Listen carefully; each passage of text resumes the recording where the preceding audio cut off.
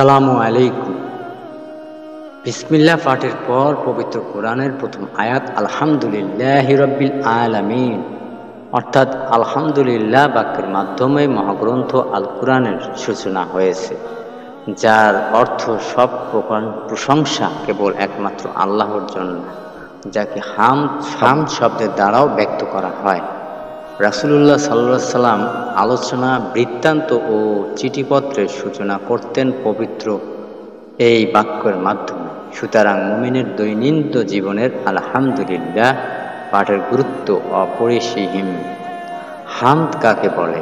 হামদ অর্থ তথা আলহামদুলিল্লাহ বাক্যের মাধ্যমে মুমিন মূলত মহান আল্লাহর প্রশংসা করে এবং তার প্রতি কৃতজ্ঞতা প্রকাশ করে। ভাষাবিদদের মতে হামদ হলো অর্জিত গুণের জন্য মৌখিকভাবে প্রশংসা করা, চাই তা অনুগ্রহের বিপরীতে কোনো হোক বা না হোক। আল্লামা ইবনুল কাইয়্যিম রাহিমাহুল্লাহ বলেন, হামদ হলো সম্মান, শ্রদ্ধা ও ভালোবাসা নিয়েই প্রশংসাকারীর প্রশংসা করা। আলহামদুলিল্লাহ কেন বলবো? একাধিক হাদিস দ্বারা আলহামদুলিল্লাহ বাক্যের মর্যাদা ও সম্মান প্রমাণিত। আল্লাহর প্রিয় বাক্য, মানুষের কথার ভেতরে আলহামদুলিল্লাহ আল্লাহর প্রিয় একটি বাক্য। রাসূলুল্লাহ সাল্লাল্লাহু আলাইহি ওয়াসাল্লাম বলেন, আল্লাহর কাছে বেশি পছন্দনীয় বাক্য চারটি: সুবহানাল্লাহ, আলহামদুলিল্লাহ, লা ইলাহা ইল্লাল্লাহ এবং আল্লাহু আকবার। এগুলো যে কোনো শব্দ দ্বারা তুমি আরম্ভ করো, তাতে তোমার কোনো ক্ষতি নেই। রাসূলুল্লাহ সাল্লাল্লাহু আলাইহি ওয়াসাল্লাম এর প্রিয় আমল আবু হুরায়রা রাদিয়াল্লাহু থেকে বর্ণিত, রাসূলুল্লাহ সাল্লাল্লাহু আলাইহি ওয়াসাল্লাম বলেছেন, আমি বলি সুবহানাল্লাহি ওয়ালহামদুলিল্লাহি ওয়া লা ইলাহা ইল্লাল্লাহু আল্লাহু আকবার পড়া আমার কাছে বেশি প্রিয় যেসব বিষয়ের চেয়ে, যার উপর সূর্য উদিত হয়। রহমত ও বৃষ্টি লাভের মাধ্যমে আয়েশা রাদিয়াল্লাহু আনহু থেকে বর্ণিত, একবার মানুষ রাসূলুল্লাহ সাল্লাল্লাহু আলাইহি ওয়াসাল্লামের কাছে অনাবৃষ্টির অভিযোগ করল। তখন তিনি ঈদগাহের মিম্বরে স্থাপনের নির্দেশ দেন। অতঃপর মানুষের উদ্দেশ্যে কথা বললেন এবং বৃষ্টির প্রার্থনা দীর্ঘ দোয়া শেখান, যেন দোয়ার সূচনা হয়েছে আলহামদুলিল্লাহ বাক্যের দ্বারা। জাবির বিন আব্দুল্লাহ রাদিয়াল্লাহু বলেন, রাসূলুল্লাহ সাল্লাল্লাহু আলাইহি ওয়াসাল্লামকে আমি বলতে শুনেছি, লা ইলাহা ইল্লাল্লাহ অতি উত্তম জিকির এবং আলহামদুলিল্লাহ অধিক উত্তম দোয়া। আলহামদুলিল্লাহ পাঠের বান্দার পাপ মোচন করা হয়। আবু দারদা রাদিয়াল্লাহু আনহু বলেন, রাসূলুল্লাহ সাল্লাল্লাহু আলাইহি ওয়াসাল্লাম আমাকে বলেন, তুমি অবশ্যই সুবহানাল্লাহি ওয়ালহামদুলিল্লাহি ওয়াল লা ইলাহা ইল্লাল্লাহু আল্লাহু আকবার পড়তে থাকো, কেননা তা গুনাহসমূহ ঝরিয়ে দেয়, যেমন গাছ তার পাতা ঝরিয়ে দেয়। আলহামদুলিল্লাহ কখন বলবো?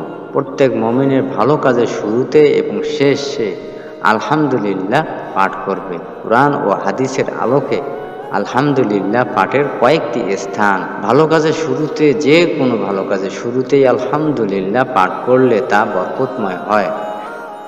রাসূলুল্লাহ সাল্লাল্লাহু আলাইহি ওয়াসাল্লাম বলেন, প্রত্যেক এমন গুরুত্বপূর্ণ কাজ যা হামদের মাধ্যমে শুরু হয়, হামদের মাধ্যমে শুরু হয়নি, তা অপূর্ণ।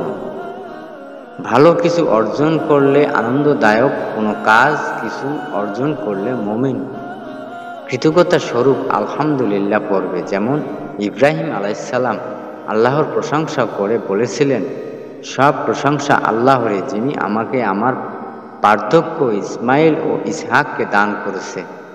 আমার প্রতিপালক অবশ্যই প্রার্থনা শুনে থাকেন। সূরা ইব্রাহিম আয়াত নাম্বার 39। বিপদ ও দুশ্চিন্তা থেকে রেহাই পেলে মুমিন আল্লাহর প্রশংসা স্বরূপ আলহামদুলিল্লাহ পাঠ করবে। ইরশাদ হয়েছে, এবং তারা বলবে, সব প্রশংসা আল্লাহ, যিনি আমাদের দুঃখ দুর্দশা দূর করেছে, আমাদের প্রতিপালক ক্ষমাশীল অনুগ্রাহী। সূরা ফাতির আয়াত 34। আবু হুরায়রা রাদিয়াল্লাহু থেকে বর্ণিত, নবী করিম সাল্লাল্লাহু আলাইহি ওয়াসাল্লাম বলেন, যখন আমাদের কেউ হাঁচি দেয় তখন যেন আমরা আলহামদুলিল্লাহ বলি। রাসূলুল্লাহ সাল্লাল্লাহু আলাইহি ওয়াসাল্লাম বলেন, যে ব্যক্তি প্রতি ওয়াক্তে নামাজের পর 33 বার সুবহানাল্লাহ, 33 বার আলহামদুলিল্লাহ, 33 বার আল্লাহু আকবার, এভাবে 99 বার হওয়ার পর 100তম বার পূর্ণ করতে বলবে লা ইলাহা ইল্লাল্লাহু ওয়াহদাহু লা শারিকা লাহু লাহুল মুলক ওয়া লাহুল হামদ ওয়া হুয়া আলা কুল্লি শাইইন কাদির।